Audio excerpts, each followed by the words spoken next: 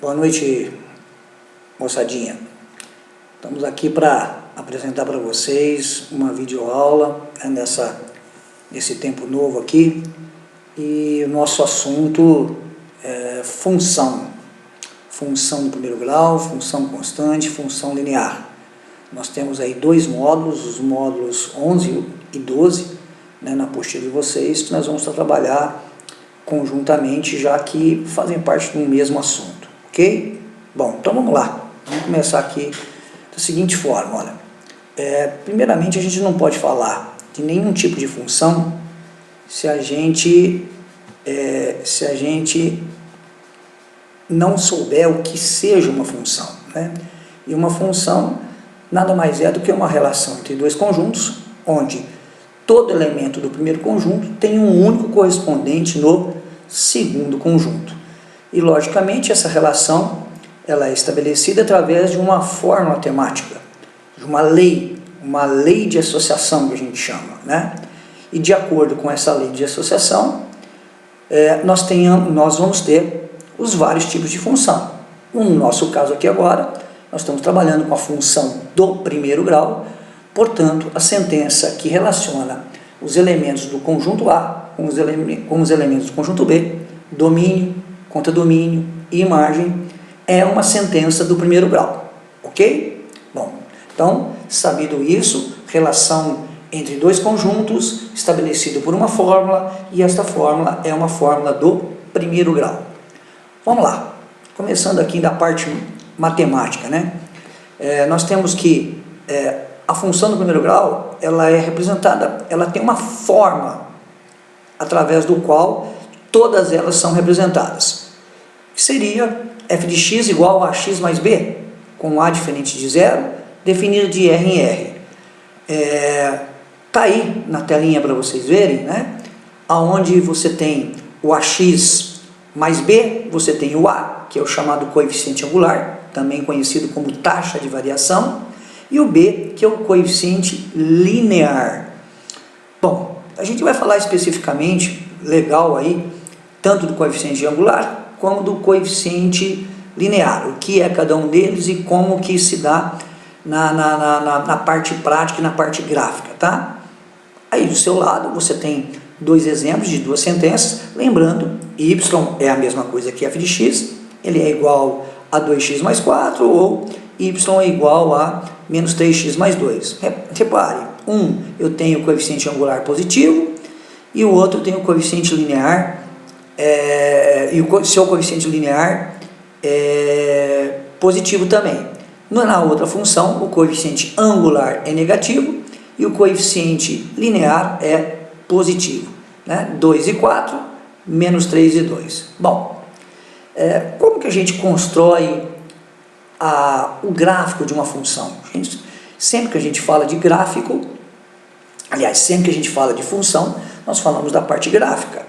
E se você atribuir valores para o x na sentença matemática do primeiro grau e obter o y, a imagem, nessa mesma sentença, você vai ver que esses pontos vão estar alinhados e vão formar uma reta que pode ser crescente ou decrescente.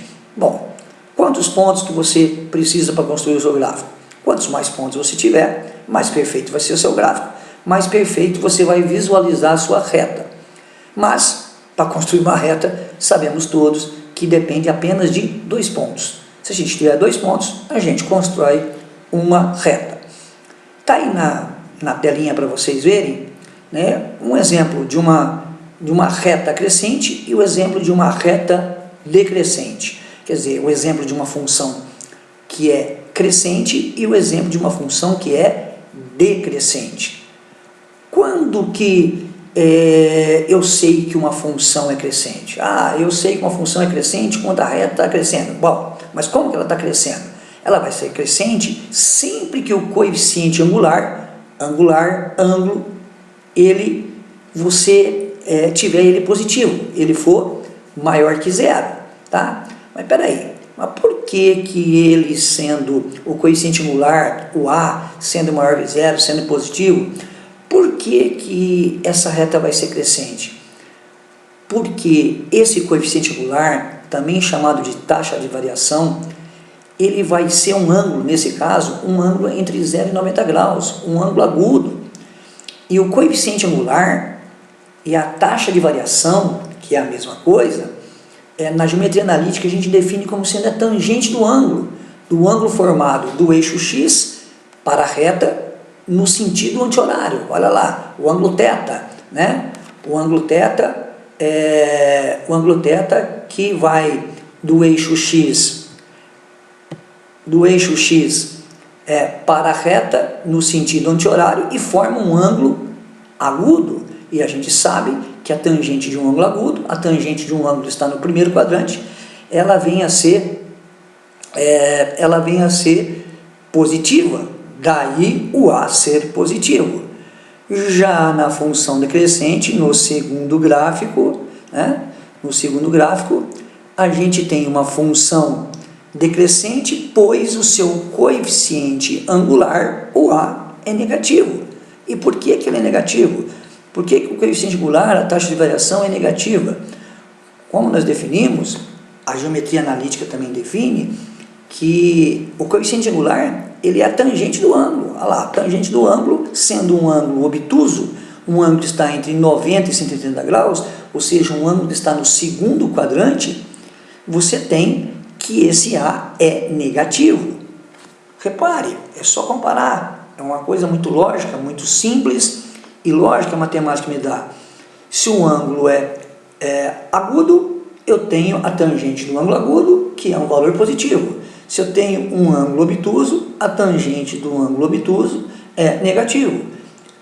Quando é positivo, a função cresce. Quando é negativo, a função decresce, né? Se você for ver do x, né, dos menores para os maiores, a reta vai crescer quando o A for positivo e a reta vai decrescer do menor para o maior no x, o y vai decrescer quando o A for negativo, ok? Bom, vocês estão reparando que eu destaquei 2 pontos naquele gráfico, que são justamente os 2 pontos mais importantes que uma reta pode ter, que define muita coisa para nós, que são os pontos onde a reta corta o eixo x e aonde a reta corta o eixo y, né? Então, nós temos lá que a reta, ela corta o eixo y no B, no linear. Então, se for apresentado para você o gráfico de uma função do primeiro grau e essa reta, seja crescente ou decrescente, estiver cortando o eixo y no 2, é porque o B, o coeficiente linear, o B é o número 2. Se estiver no menos 2, é porque o B é menos 2, é negativo. O B também pode ser 0. Aí vai estar cortando o eixo Y no 0, inclusive, nesse caso, é na origem, né?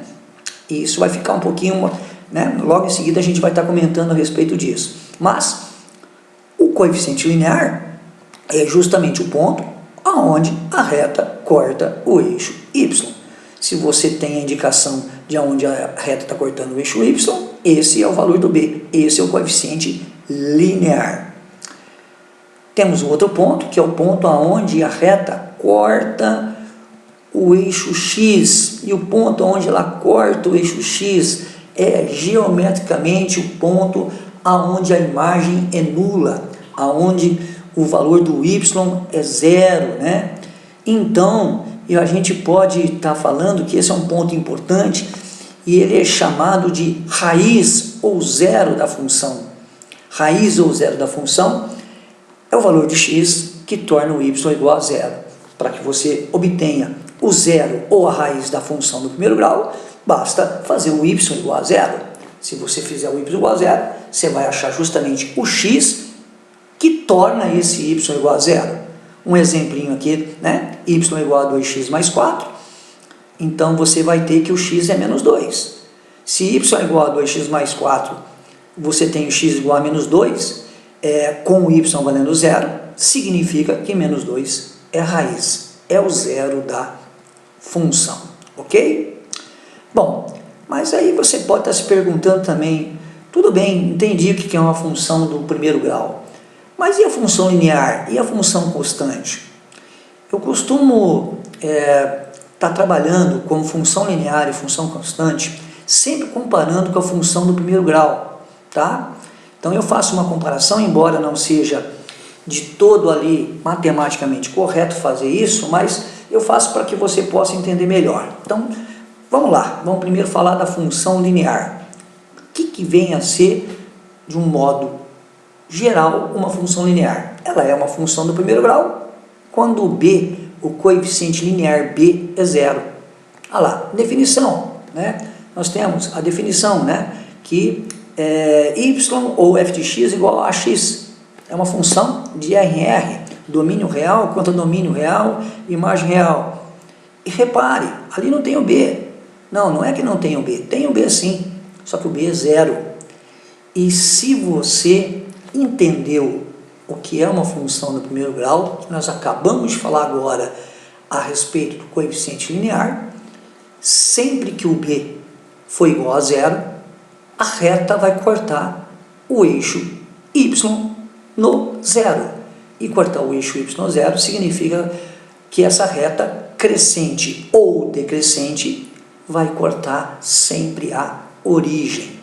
Ou seja, a função linear, ela é uma função do primeiro grau com b valendo zero, do tipo f de x igual a ax, mas sempre cortando o eixo y e o eixo x no ponto zero, ponto 00, na origem. Olha lá, ela pode ser tanto crescente quando A for positivo, ela pode ser decrescente quando A for negativo, mas ela sempre vai cortar a origem, sempre, ok? Já sabemos do ângulo, né, de inclinação, ângulo agudo, reta crescente, ângulo obtuso, reta decrescente, beleza.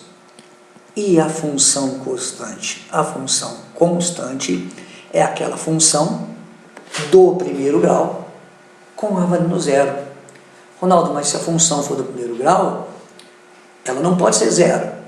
É por isso que eu falei que não era tão correto assim a gente falar que uma função constante é uma função do primeiro grau com a valendo zero. Mas para a gente entender melhor, pega a sentença y igual a x mais b, né? Se você fizer o a ser igual a zero, você vai ter 0 vezes x mais b. O que vai sobrar? Vai sobrar o b. Se vai sobrar somente o b, vai sobrar somente uma constante e, portanto, toda função que tem sempre um mesmo valor, não importando qual é o valor do x, vai ser uma função do primeiro grau, mas que tem sempre o mesmo valor.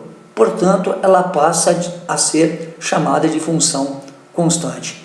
Então tá lá. E o que vem a ser o seu gráfico? O gráfico de toda função constante é um gráfico que vai ser uma reta paralela ao eixo x, que sempre vai cortar o eixo y no ponto 0b.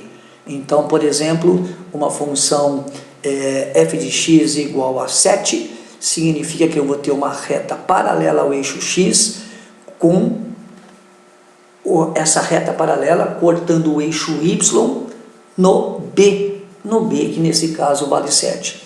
Y ou f de x igual a 2, significa que você vai ter uma reta paralela ao eixo x, com essa reta cortando o eixo y no b, valendo 2. Ok, moçada? Bom, o meu recadinho de parte teórica de função do primeiro grau, função linear e função constante, o meu recadinho é esse daí, tá? Desculpa aí a falta de hábito com o microfone, ok? Mas espero que eu tenha dado um bom recado aí para vocês. Fica para vocês resolverem os exercícios, né, desses dois módulos, dos módulos 11 e 12, e os exercícios desses módulos 11 e 12 estão lá nas páginas 295 até a página 299, da 295 até 299, e esses exercícios, né, os 3 exercícios de cada um dos módulos, eu vou estar apresentando a resolução para vocês depois das 6 horas, ok? Eu vou dar um tempinho para vocês tentarem fazer sozinhos, né? Quebrarem um pouquinho a cabeça. Não vou passar resultado, não vou passar gabarito, nada, vou deixar vocês realmente tentarem se virarem um pouquinho sozinho, mas depois das 6 horas eu posto ou aqui, né, na sala de aula, ou no Zap, acho que vai ser mais fácil para mim ali no Zap, tá? A resolução dessas 6 questões, as 3 questões do módulo 11 e as 3 questões do módulo 12. No mais, acho que vocês têm o compromisso aí, né, de pegar firme, arrumar uma motivação e pegar firme para tentar fazer o máximo possível dos exercícios propostos que vocês têm lá ao final de cada assunto, né? Vocês têm lá uma quantidade, se não me engano, são 20 exercícios propostos, o máximo que vocês conseguirem fazer, melhor para vocês. Eu estou aqui à disposição, qualquer dúvida que vocês tenham em relação aos exercícios propostos, vocês podem me mandar pelo Zap, lá pode ser até no particular, tá? Não precisa ser lá no grupo, e bom estudo para vocês, ok? Um abração, espero ter dado aí um bom recado e ter sido claro, tá? Um abraço para todos, valeu moçadinha.